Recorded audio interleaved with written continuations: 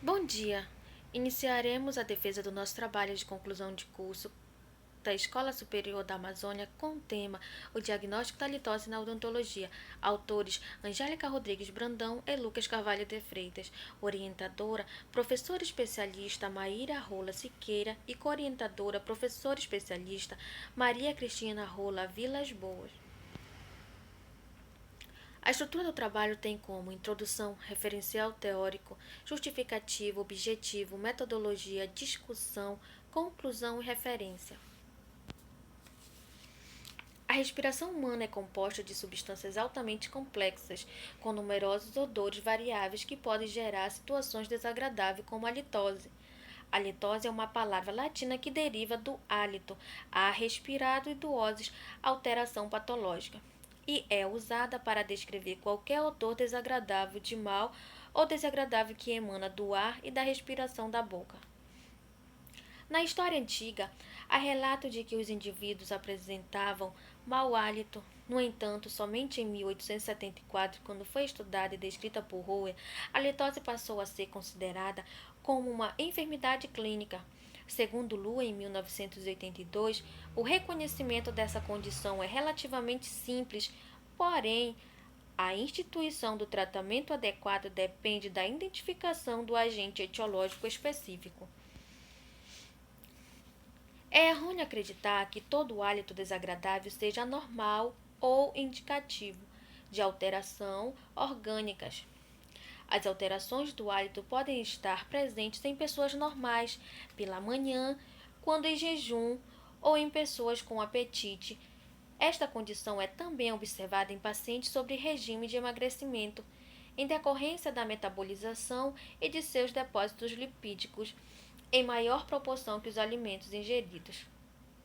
Tarzan, em 1991, cita também que o hálito pode variar conforme a idade do indivíduo.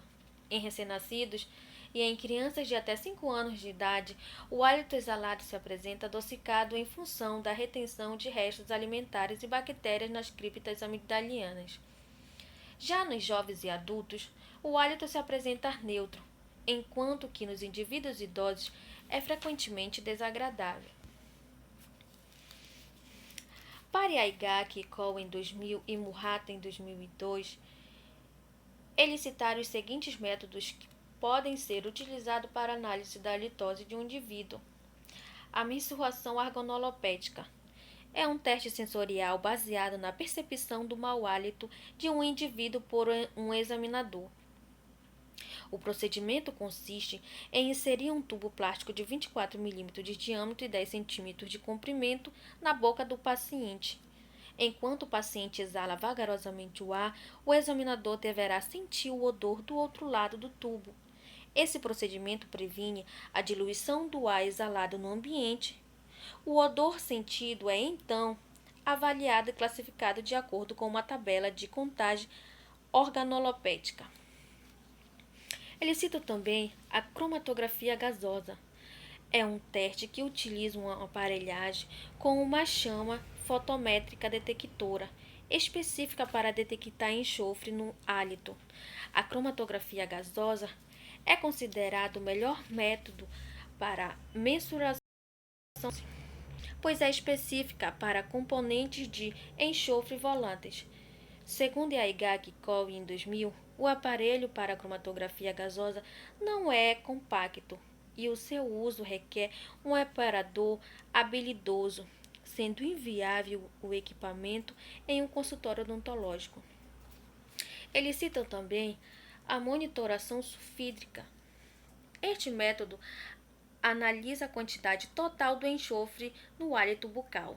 São utilizados monitores portáteis e de fácil utilização, embora a maioria não seja específica para os componentes de enxofre voláteis, que são os principais responsáveis pela litose. De acordo com Rush, em 2007, os métodos diagnósticos mais utilizados em casos de halitose são a alimetria. O alímetro a partir do sopro quantifica compostos sulfurados voláteis no ar contido na boca, produção local, e no ar expirrado, produção estoral. Cielometria. Mede-se o volume e a densidade da saliva. Deve-se esperar o fluxo salivar de 1,5 a 2,5 ml sobre estímulos hiperboloide ou a partir de administração de pilocarpina em condições normais. Tem também o esfregaço de saburra lingual. Verifica nível de descamação, principal substrato para a gênese dos compostos. As causas da litose. A litose é uma queixa comum entre os adultos de ambos os sexos, sendo de ocorrência mundial e de natureza multifatorial. Existem mais de 50 possíveis para a litose e pode ser comum no mesmo indivíduo encontrar mais do que uma causa associada, segundo Dalrymple em 2007. A odontologia tem um papel muito importante em identificar as causas da litose, porque geralmente a litose se encontra na cavidade bucal, como por exemplo por doenças periodontal, como gengivite, periodontite e também causada por cárie dental. Tem também a litose por saburra lingual, biofilme lingual.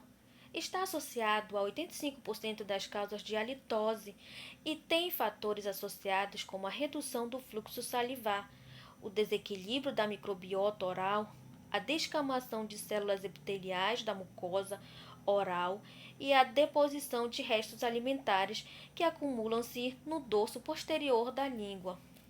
E ao se metabolizarem, geram compostos sulfurados voláteis, com cheiro característico de ovo podre.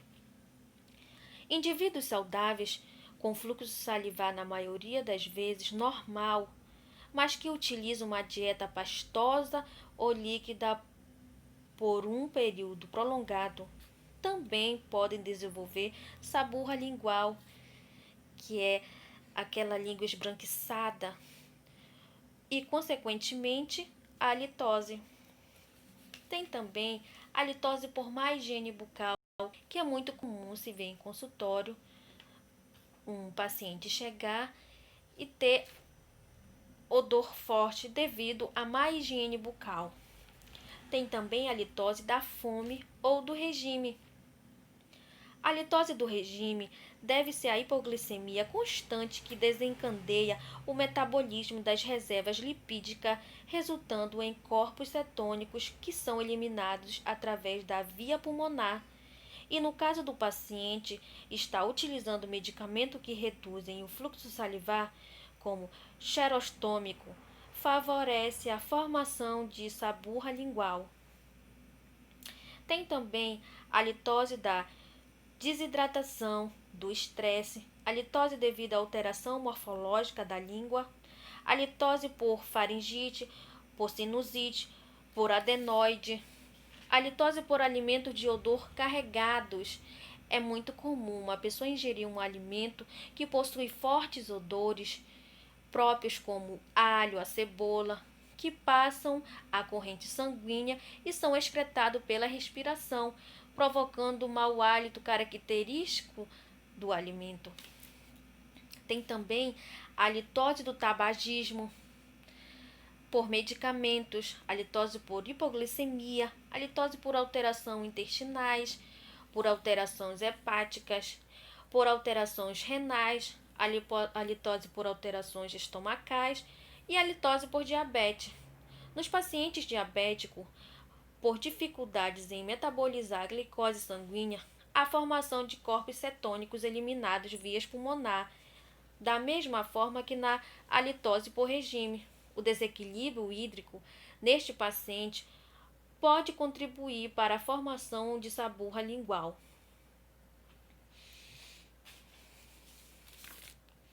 Então, a odontologia tem um papel importante ao identificar quando a halitose é tratada e apresenta-se na cavidade bucal e o paciente continua ainda apresentando odor forte.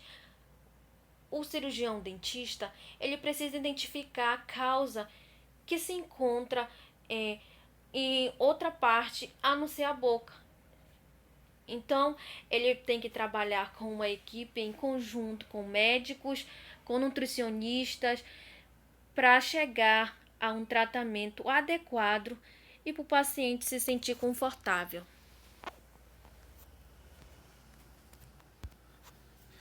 Justificativa. Durante muito tempo, pouca atenção foi dada pelos pesquisadores aos pacientes com halitose. Embora o mau hálito fosse uma condição comum na população em geral, em resposta aos questionamentos dos pacientes, estudos sobre a halitose foram desenvolvidos e relatados.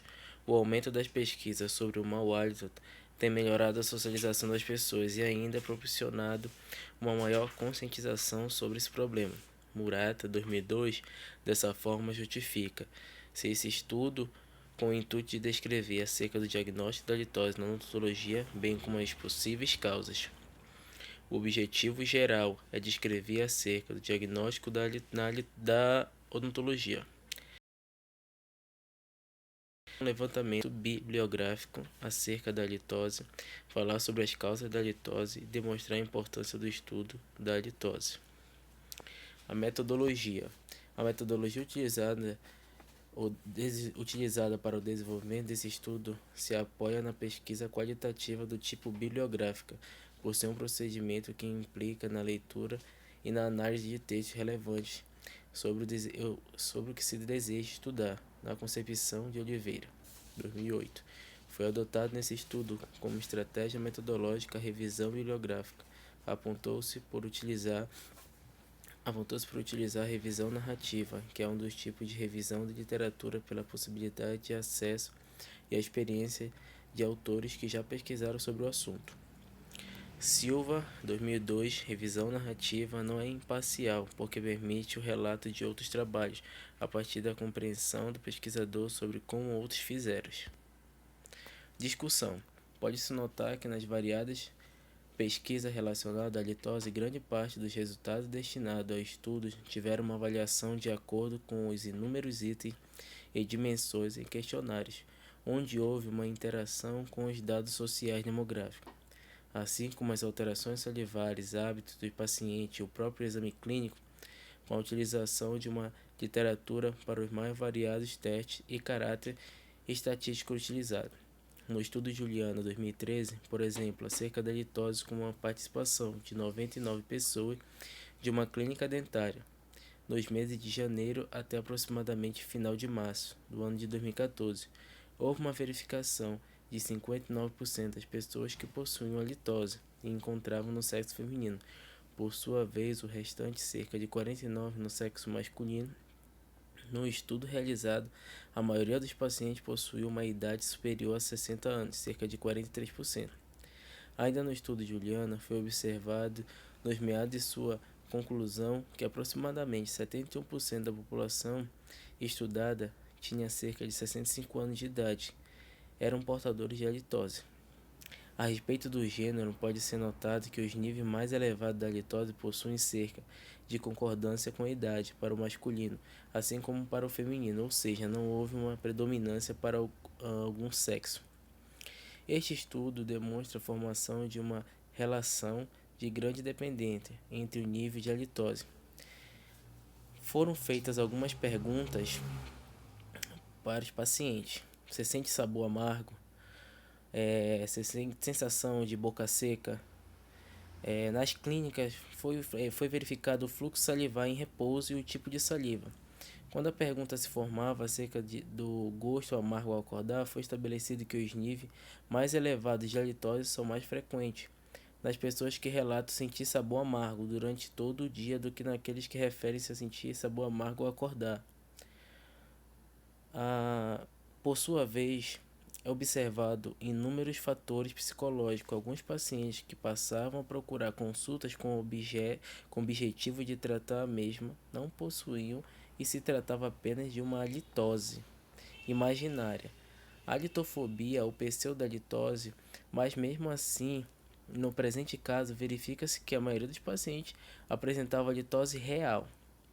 Comparando a escovação diária das pessoas com os prováveis níveis de halitose, pode ser verificado que tais indivíduos com escovação dentária de 2 ou 3 vezes por dia apresentam ausência de qualquer mau odor, e por sua vez, aqueles que escovam poucas vezes ao dia os seus dentes apresentam um grande nível de halitose. Tais resultados serviram de informação ao estudo de Raymond, que defendia a ideia que uma boa higiene oral poderia eliminar qualquer situação pertinente de desenvolvimento da litose. Raymond 2016, por sua vez, comparado a este estudo de Rosenberg, pode ser concluído que a higiene oral não tinha significante relação com a liberação de mau odor. A maioria dos pacientes que apresentavam alguma queixa de halitose não bebe água, sendo esta substituída por outras bebidas, ou bebem em doses diárias pequenas e fazem jejum por longos períodos. Rio 2017, o aparecimento da litose se formaria então devido à formação de corpos cetônicos, que são eliminados através da via oral. Uliana 2013, esse estudo notou que os pacientes que fazem uma ingestão de água inferior a 1 litro por dia apresentam maior frequência de halitose elevada do que os indivíduos que ingerem mais do que 1 litro de água diária. Alguns indivíduos que ingerem alimentos em períodos inferiores a 3 em 3 horas têm ausência de odor ou odor natural. Discussão. Em função da expressiva prevalência da litose na população, os profissionais da odontologia devem ter conhecimento básico sobre sua etiologia, método de diagnóstico e forma de tratamento. Um diagnóstico detalhado permite o melhor acompanhamento e resolução do problema, pois, muito embora a litose seja de origem majoritariamente bucal, existem algumas condições sistêmicas que podem causar o mau hálito. É importante dizer que a litose tem cura, mas para isso o correto diagnóstico e um tratamento adequado se faz necessário, devido ao fato da doença periodontal estar intimamente ligada ao desenvolvimento da litose, e sendo provavelmente aquela a principal causa do desenvolvimento do mau odor. Um adequado controle do biofilme, tanto supragengival quanto subgengival, se torna indispensável para o sucesso do tratamento da litose. Obrigado.